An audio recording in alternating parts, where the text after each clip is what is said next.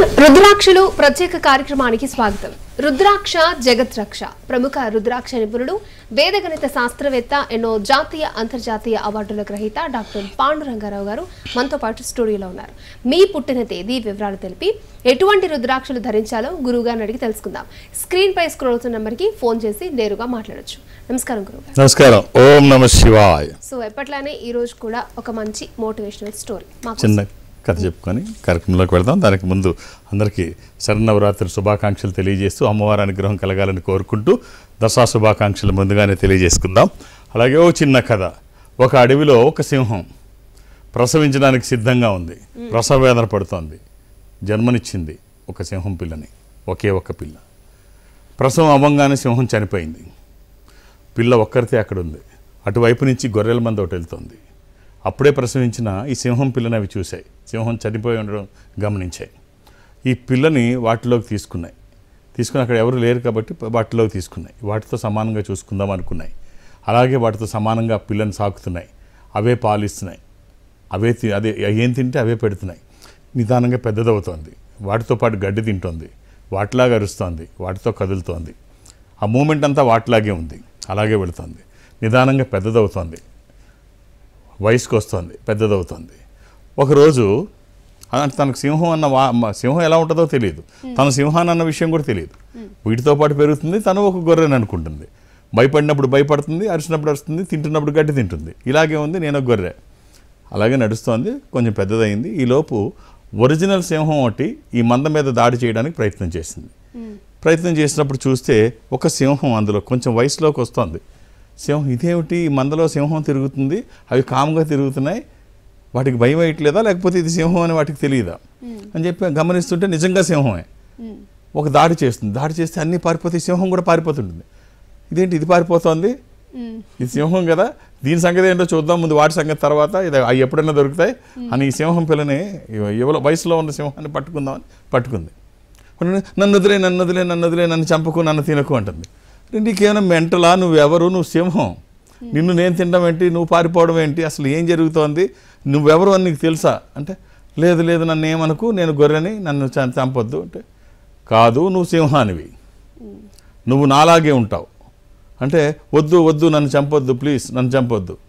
ఇలా కాదని చెప్పి దాన్ని ఈడ్చుకుంటూ వెళ్ళి ఒక నీటి మడుగు దగ్గర కూర్చోబెడుతుంది. కూర్చోబెట్టి, చూడు ఒక్కసారి నిన్ను నువ్వు చూసుకో, నిన్ను నువ్వు చూసిన తర్వాత నన్ను చూస్తే అప్పుడు నువ్వెవరో నీకు తెలుస్తుంది. చూసిన తర్వాత తన ఆకారం చూస్తే కొత్తగా, ఎప్పుడు గొర్రెల మధ్యలో గొర్రెలే చూస్తుంది. ఇప్పుడు మొట్టమొదటిసారిగా తను చూసుకుంటుంది. తను చూసుకుంటే డిఫరెంట్ ఆకారం కనిపిస్తుంది. ఒక్కసారి ఇటు చూస్తుంది సింహం, తన ఆకారం అదే. తెలియని కరెంటు బాడీలో ఒక విధమైన ఒక జలధరింపు శరీరంలో వచ్చింది. ఇలా అనుకొని ఒక్కసారి గాండ్రించింది. లోపల నుంచి శబ్దం చేసింది. ఆ చుట్టుపక్కల దూరంగా ఉన్న గొర్రెలు మొత్తం పారిపోయాయి. సో తనేమిటో తను గుర్తించింది. కథ కట్ చేస్తే చాలామందికి వాళ్ళల్లో ఉన్న గొర్రెలనే చూస్తున్నారు తప్ప సింహాన్ని గుర్తించే ప్రయత్నం చేయట్లేదు. నేనింతే, నేను ఒక గొర్రెని అనే ఆలోచనలోంచి బయటికి రాకపోతే ఎప్పుడు అలాగే ఉంటారు. మీలో ఉన్న సింహాన్ని గుర్తించకపోతే మీరు ఎప్పుడు గొర్రెల మందగానే మిగిలిపోతారు. స్వామి వివేకానంద అంతటి వాడిని రామకృష్ణ పరమహంస నీలో ఉన్న సింహాన్ని గుర్తించు, నీలో సింహం దాగి ఉంది అని చెప్పిన తర్వాత ఆయనలో పరివర్తన చోటు చేసుకుంది. తల్లి వివేకానందని, నాయనా నువ్వు వెళ్ళాల్సింది గొర్రెప్ప బండి జట్కావాడిగా కాదు, నువ్వు ఉండాల్సింది నువ్వు 4 గుర్రాలు తోలే శ్రీకృష్ణ పరమాత్మవి, అలా ఉండాలి అంటే అప్పుడు టర్న్ తీసుకున్న వివేకానంద. అలాగే ఎడిసన్, థామస్ ఆల్వా ఎడిసన్ బుద్ధిహీనుడు అని క్లాసులో టీచర్స్ చెప్పి, ఈ పిల్లాడు అంటే మిగిలిన పిల్లలందరూ పాడైపోతారు, వీడిని మా స్కూల్లోంచి తీసుకువెళ్ళిపోండి, వీడుంటే మిగిలిన పిల్లలకి మేము చదువు చెప్పలేం అన్న పరిస్థితుల్లోంచి తల్లే తీసుకొచ్చి 1009 ఆవిర్భావాలకి అంకురార్పణ చేసినటువంటి థామస్ ఆల్వా ఎడిసన్ బుద్ధివిహీనుడే. మీలో ఉన్న గొర్రెల్ని పక్కన పెట్టి సింహాన్ని మేల్కొల్పండి, మీరు కూడా గొప్పవాళ్ళు అవుతారు, లేకపోతే గొర్రెల్లా మిగిలిపోతారు. ఓకే గురుగారు. ఫస్ట్ కాలర్ పృథ్వీ గారు వైజాగ్ నుంచి. పృథ్వీ గారు మనతో పాటు గురువు గారు ఉన్నారు, మాట్లాడండి. నమస్తే గురుగారు. ఓం నమః శివాయ. ఓం నమః శివాయ. ఎలా ఉన్నారు పృథ్వీ గారు? బాగున్నాను సార్. ఒక్కసారి మీ డేట్ ఆఫ్ బర్త్ ఇస్తారా? Sir December 31 December 2000. 2000. ఏం చేస్తున్నారండి? సార్ నేను ఇప్పుడు స్టడీయింగ్ అయిపోయింది. కాంపిటేటివ్ ఆదివారం పుట్టినట్టు తెలుసా మీరు? తెలుసు సార్. కాంపిటేటివ్కి వెళ్తున్నారా? అవును సార్. యూపీఎస్సీకా అండి? లేదు సార్, బ్యాంకింగ్. ఓకే. అలాగే ఇది పంచమి శుక్లపక్షము, శుద్ధ పంచమి. ఇది మకర రాశి. ఎక్సలెంట్, బాగుందండి జాతకం. మీ పేరెంట్స్ గర్వపడే స్థాయిలోనే జాతకం ఉంది. ఒక పాజిటివ్ వైపు ఆలోచనలు చేయండి, పాజిటివ్గా థింక్ చేయండి. ఇక్కడ ఓ పాజిటివ్ టర్న్ కూడా మీ జాతకంలో ఉంది. ఒక్క రుద్రాక్ష చెప్తాను, అవకాశం ఉంటే ధరించే ప్రయత్నం చేయండి. 13 ముఖాలు, త్రయోదశి. ఇది ఇంద్ర రుద్రాక్ష, రూలింగ్ రుద్రాక్ష, కమాండింగ్ రుద్రాక్ష. అనుకున్నది సాధించడానికి, సంకల్పం సిద్ధించడానికి, కోర్కెల సాఫల్యం కోసం జాతకపరంగా అవసరమైంది కూడా త్రయోదశి. ఇది ఒక్కటి శరీరానికి తాకే విధంగా వేసుకోండి అవకాశం ఉంటే. ఇది కుదరకపోతే నవముఖి అమ్మవారి స్వరూపం కూడా మీరు వేసుకోవచ్చు. ఈ రెండిట్లో ఏది కుదిరితే మీ జాతకానికి పర్ఫెక్ట్ యాప్ట్ అండి. ఏది కుదిరితే అది వేసుకోండి. వచ్చిన తర్వాత ఆ మార్పు ఏమిటో మీరు చూస్తారు. అంటే మనం చేస్తున్న పనికి ఒక దైవికమైన సహకారం తీసుకుంటే వచ్చే పని ఒక అద్భుతమే. 24/7 ఎప్పుడు వేసుకోవచ్చు, ఎలాంటి నియమాలు లేవు. ఆల్ ది బెస్ట్ అండి. Thank you sir. Thank you. Okay గురుగారు, సో చాలామంది చిన్న చిన్న ప్రలోభాలకి టెంప్ట్ అయిపోతూ ఉంటారు. అండ్ అలాగే ఎన్నో ఎదురు దెబ్బలు తగులుతూ ఉంటాయి. టెంప్ట్ అయిపోయిన తర్వాత అయ్యో ఇలా చేసి ఉండకూడదే అని తర్వాత ఫీల్ అవుతూ ఉంటారు. ఇది చాలామంది గుర్తుంచుకోవాల్సింది, చాలామంది తెలుసుకోవాల్సింది. తాత్కాలిక ప్రయోజనాలకు లేకపోతే స్వల్ప ప్రయోజనాలకు ఆశపడితే దీర్ఘకాలిక ప్రయోజనాలు దెబ్బతినడం కానీ, లేకపోతే అవే ఒక్కొక్కసారి ప్రాణాంతకం కూడా అవుతాయి. స్వల్ప ప్రయోజనాలు చిన్న చిన్న ప్రలోభాలకు లోనైతే. ఇప్పుడు ఒక తోడేలు ఒక ఎర్రల బండిని తోసుకొని వస్తుంది. చిన్న కథ ఎందుకు చెప్తున్నానంటే, కథ చెప్తే రీచ్ అవుతాయి, ఈజీగా అర్థమవుతుంది. ఒక తోడేలు అంటే జిత్తులు మారింది, మహా తెలివైంది కదా. అది ఒక ఎర్రలు అంటే చేపలు పడ్డానికి ఎర్రలు ఉంటాయి కదా, సన్నగా పాముల్లాగా ఉంటాయి, వానపాములు. వాటిని ఒక చిన్న బండిలో వేసుకొని అవి తోసుకుంటూ నెట్టుకుంటూ వస్తుంటే ఈ తోడేలు తీసుకొని వస్తుంటే పైనుంచి గద్ద చూసింది. గద్దకి అత్యంత ఇష్టమైనటువంటి ఆహారం ఈ వానపాములు. సరే వాటి కోసం ఏమైనా చేస్తే చూసి ఇంకేముంది, నోట్లో నూళ్ళు ఊరుతున్నాయి. వచ్చి అక్కడికి వచ్చి తోడేలు మామ నాకు ఒక్క 2 ఇవ్వవా ఎర్రలు అని అడుగుద్ది. 2 వానపాములు నాకు ఇవ్వ అంటే, ఓ దాందేముంది ఇద్దాం, తీసుకో, కాకపోతే చిన్న కండిషన్, నేను ఇచ్చిన ప్రతిసారి నీ శరీరంలో ఒక ఏకన పీకి నాకు ఇవ్వాలి, నేను ఇది ఇస్తే నువ్వు అది ఇవ్వాలి. అంతే కదా, మనకు బోల్డ్ ఉన్నాయి, మనకు చాలా ఉన్నాయి కదా, ఏం పోయి అని చెప్పేసి ఇస్తుంది. ఒకటిస్తే తను ఒకటిస్తుంది, ఒకటిస్తే.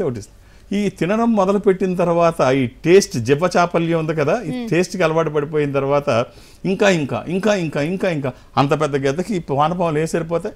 ఆ ఇస్తూ ఉంటే కాసేపటికి చూస్తే బాగుంది కానీ తినడానికి తను ఎంజాయ్ చేస్తోంది. తోడేలు ఫుడ్ ఎంజాయ్ చేస్తుంది, ఇటు ఏకల బాడీ మీద వెళ్ళిపోతున్నాయి. కాసేపటికి చూస్తే బాడీ మీద ఒక్కటి ఉండదు, మొత్తం వెళ్ళిపోతే ఏమైంది, కదలలేని పరిస్థితి, ఎగరలేని పరిస్థితి. తోడేలకి ఆహారం సింపుల్గా అయిపోయింది, తోడేలకి ఆహారం అయిపోయింది. అంటే స్వల్ప ప్రయోజనాలకి చూసుకుంటే, చిన్న చిన్న ప్రలోభాలకి లోనైతే ఇంత ప్రమాదకరమైన పరిస్థితులకు కూడా మీరు వెళ్ళిపోయే ప్రమాదం ఉంది. కాబట్టి స్వల్ప ప్రయోజనాలు కాదు, దీర్ఘకాలిక ప్రయోజనాలు దృష్టి పెట్టండి. చిన్న చిన్న ప్రలోభాలకి లోను కాకండి. మీ టార్గెట్ ఎప్పుడు పెద్దగా పెట్టుకోండి. మీరు టార్గెట్ ఆకాశానికి విల్లంబులు ఎక్కువ పెడితే అది మిస్ అయితే మీ ఇంటి చూరు కన్నా వచ్చి గుచ్చుకోవాలి. థింక్ బిగ్, అలా ఉండండి, ఖచ్చితంగా బాగుంటారు. ఓకే గురుగారు, నెక్స్ట్ కాలర్ సాయి తేజ గారు హైదరాబాద్ నుంచి. సాయి తేజ గారు మనతో పాటు గురుగారు ఉన్నారు, మాట్లాడండి. నమస్కారం సార్. ఓం నమః శివాయ. ఎలా ఉన్నారండి? బాగున్నాను సార్. ఇది మా బాబు సార్. కొంచెం గట్టిగా చెప్తే బాగుంటుందేమోనండి. ఇది మా మా బాబుది, మా కొడుకుది. డేట్ ఆఫ్ బర్త్ ఇస్తారా? 9/10/2001. అక్టోబర్ 9, 3:40. అక్టోబర్ 9, 2001 అండి. 2001. బాగున్నాను సార్. మంగళవారం పుట్టినాడు తెలుసా మీరు బాబు? అక్టోబర్ 9, 2001. ఇది మంగళవారం అండి.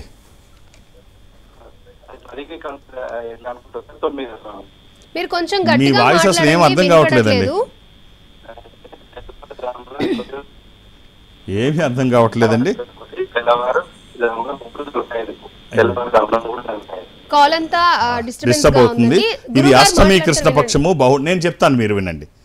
ఇది మంగళవారము, అష్టమి కృష్ణపక్షము, బహుళ అష్టమి. ఇది కర్కాటక రాశి ఆశ్లేష నక్షత్రము. ఒకవేళ మధ్యాహ్నం 11:30 తర్వాత పుట్టి ఉంటే ఇది మఖా నక్షత్రము సింహరాశి, లేకపోతే ఇది ఆశ్లేష నక్షత్రము కర్కాటక రాశి.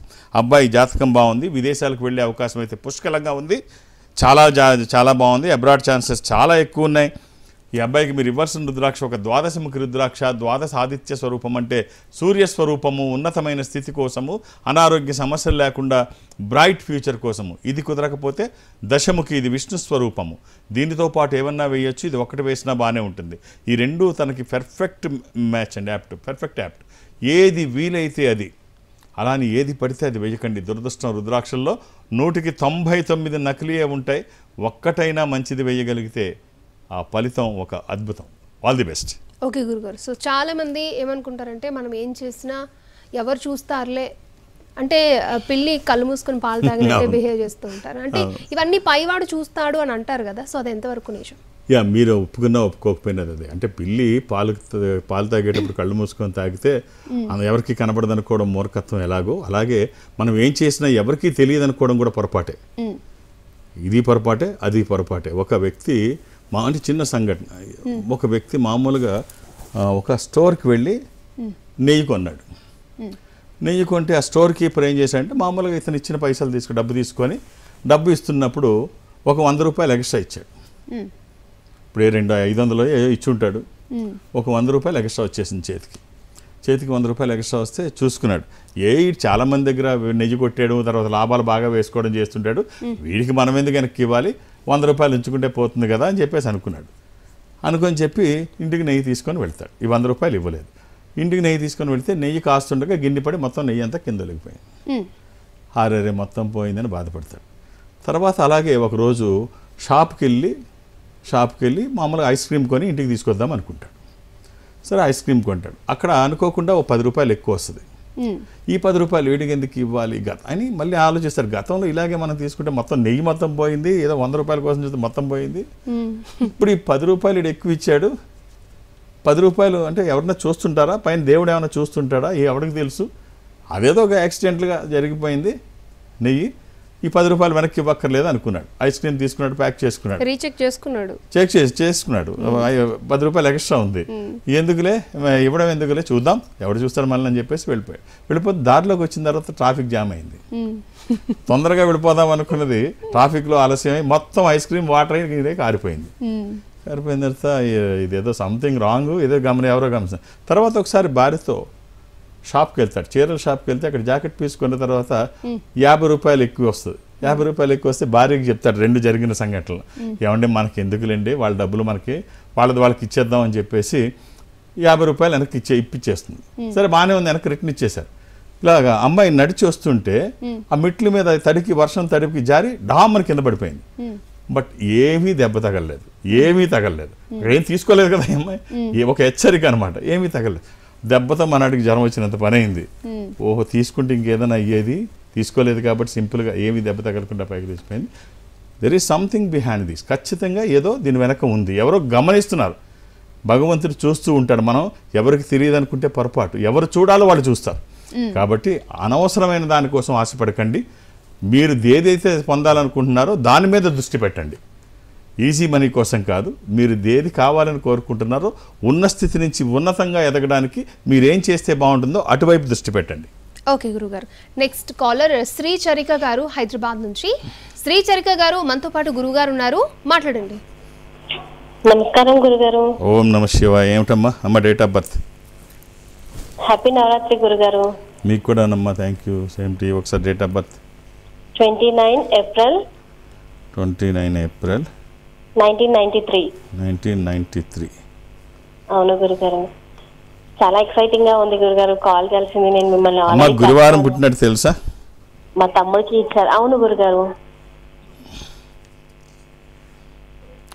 ఇది అష్టమి, శుక్లపక్షము, శుద్ధ అష్టమి. ఇది స్వామివారి జన్మ నక్షత్రము ఆరుద్ర. ఇది మిథున రాశి. అవును గురుగారు. రైట్. దీనికి మీరు ఇవ్వాల్సిన ఒక చిన్న కాంబినేషన్లో చెప్తానమ్మా. ఒక 7 ముఖాలు 8 ముఖాలు ఏకముఖి. సప్తమికి లక్ష్మీ స్వరూపము, శని దోషములకి కూడా మంచిది. అష్టమికి గణపతి స్వరూపము, విఘ్నాలు లేకుండా ముందుకు వెళ్ళడానికి, నిర్విఘ్నంగా అన్ని పనులు చేసుకోవడానికి, కెరీర్ కోసము. ఏకముఖి రుద్రస్వరూపము, అపమృత్యు బాధలు లేకుండా, కుదిరితే ఈ 3 లేకపోతే ఏదన్నా ఒకటి వేసిన తర్వాత బాగుంటుందని ఎవరు సర్టిఫికెట్ అవసరం లేదు. మనం చేస్తున్న పనికి దైవికమైన సహకారం తోడైతే వ్యతిరేక శక్తులు దరిదాపులకి రావు, విజయాలు ఎప్పుడూ మన పక్కనే ఉంటాయి. All the best. ఓకే గురుగారు. సో అలాగే మీ పర్యటన వివరాలు, మీరు ఎక్కడ అందుబాటులో ఉంటారు, మిమ్మల్ని ఎలా కాంటాక్ట్ అవ్వాలి? నేను ఒక ఆధ్యాత్మిక సంస్థలో ఉంటున్నాను. ఈ సంస్థ ప్రపంచవ్యాప్తంగా ఉంటుంది. జనరల్గా నాకు ఎక్కడికి వెళ్ళడానికి అవకాశం ఉండకపోయినా ప్రతి గురువారము ఈ సంస్థ బ్రాంచుల్లో ఒక బ్రాంచ్కి వెళ్ళడం ఒక అలవాటుగా చేసుకున్నాం. అది అంటే సౌత్ ఇండియా వరకు మాత్రమే నేను అటెండ్ అవుతాను. దక్షిణ భారతదేశం, ఈ దక్షిణ భారతదేశంలో ఈ సంస్థకి దగ్గరగా మీరు ఎక్కడైనా ఉంటే, అంటే నేను ఉదాహరణకి మీరు బెంగళూరులో ఉంటున్నారు, ఈ సంస్థ బెంగళూరు ఇన్ఫాంట్రీ రోడ్లో ఉంటుంది. మీరు అక్కడికి వెళితే మా వాళ్ళు ఒక స్పెషల్ స్క్రీన్ మీద ఒక స్పెషల్ రూమ్లో మిమ్మల్ని కూర్చోబెడతారు. అక్కడి నుంచి నాతో మాట్లాడించే ప్రయత్నం చేస్తారు, నేను మాట్లాడే ప్రయత్నం చేస్తాను. మనం ఎదురుబెదురుగా కూర్చొని 1 to 1. అలాగే ప్రతి గురువారం నాడు ఒక బ్రాంచ్కి వెళ్దాం అనుకుంటాను. ఈసారి నేను యాక్చువల్గా 2వ తారీఖు గురువారం నాడు వచ్చింది. ఆ రోజు మరి యాక్చువల్గా తిరుపతి వెళ్ళాలి. నేను తిరుపతి వెళ్ళాల్సి ఆ రోజు దసరా కాబట్టి నెక్స్ట్కి అది పోస్ట్ పోన్ అయింది. తిరుపతి వెళ్ళడమే. ఆ తర్వాత నెక్స్ట్ థర్స్డేకి నేను తిరుపతిలో ఉంటాను.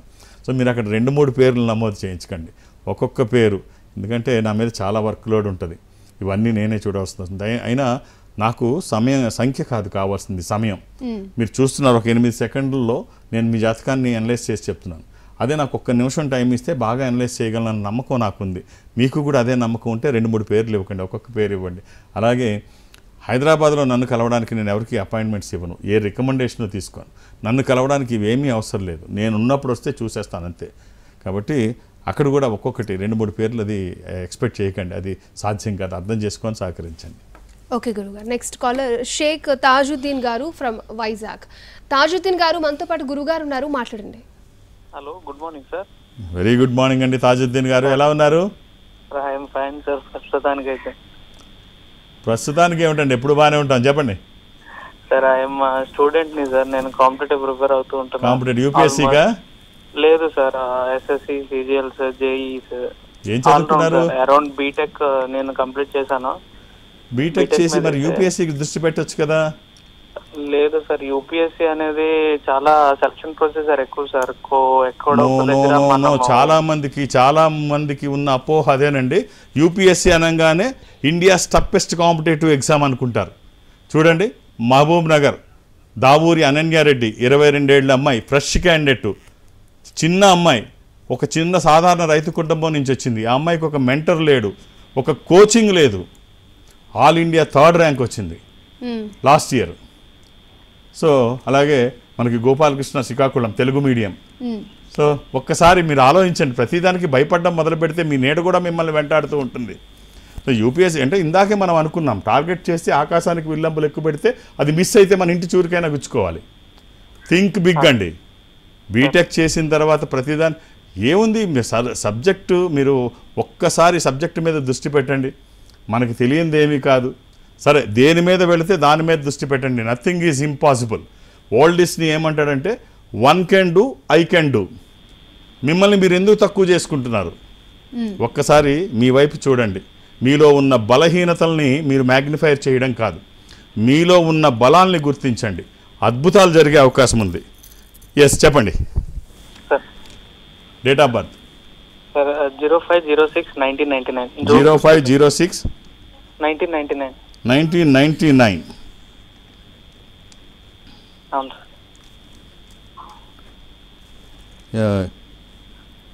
ఇది గురువారం పుట్టినట్టు తెలుసు కదండి, థర్స్డే. లేదు సార్, సాటర్డే పుట్టాను.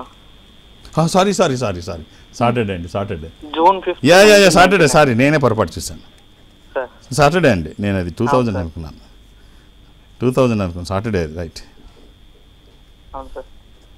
అప్పుడప్పుడు హ్యూమన్ ఎర్రర్స్ అండి, మానవ తప్పిదాలు.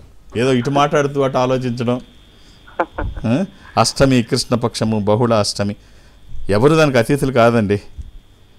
ఇది మీనరాశి, చాలా ఎక్సలెంట్ ఉందండి మీ జాతకం, చాలా బాగుందండి. ఒక్కసారి మీ మీద దృష్టి పెట్టండి, ఏమన్నా చేయగలుగుతారు. మీరు ఉద్యోగానికి వెళ్తారో వ్యాపారానికి వెళ్తారో దేనికి వెళ్ళినా పర్ఫెక్ట్గా థింక్ చేయండి. అంటే భయపడుతూ కాదు, మీ మీద నమ్మకంతో చేయండి, మీ మీద ధైర్యం ఉంచండి. మీరు భయపడడం మొదలుపెట్టినా, మీ మీద నమ్మకం కోల్పోయినా మీ సామర్థ్యం కూడా దెబ్బతింటుంది. ఏది చేసినా action plus vision is equal to transformation. Action minus vision అయినా, విజన్ మైనస్ యాక్షన్ అయినా అది ఇమాజినేషన్. పర్ఫెక్షన్ కోసం ట్రై చేయండి, అద్భుతాలు మీరు చేసి చూస్తారు. మీరు వేసుకోవడానికి ఒక త్రయోదశి 13 ముఖములు కలిగిన ఈ రుద్రాక్ష ఇంద్ర రుద్రాక్ష, రూలింగ్ రుద్రాక్ష, కమాండింగ్ రుద్రాక్ష. అనుకున్నది సాధించడానికి, సంకల్పం సిద్ధించడానికి, కోరికల సాఫల్యం కోసం జాతకపరంగా అవసరమైంది కూడా త్రయోదశి. మీరు చేస్తున్న పనికి ఇది తోడైతే వచ్చే ఫలితం ఒక అద్భుతం. ఇది కుదరకపోతే అష్టముఖి కూడా మీరు వేసుకోవచ్చు. All the best. ఓకే గురుగారు, సో మనం అంటే మనం ఏదైనా పని చేస్తున్నప్పుడు వెనక్కి లాగే వాళ్ళు చాలా మంది ఉంటారు. అంటే మనం ఏం చేసినా కూడా దాన్ని తప్పుపడుతూ ఉంటారు.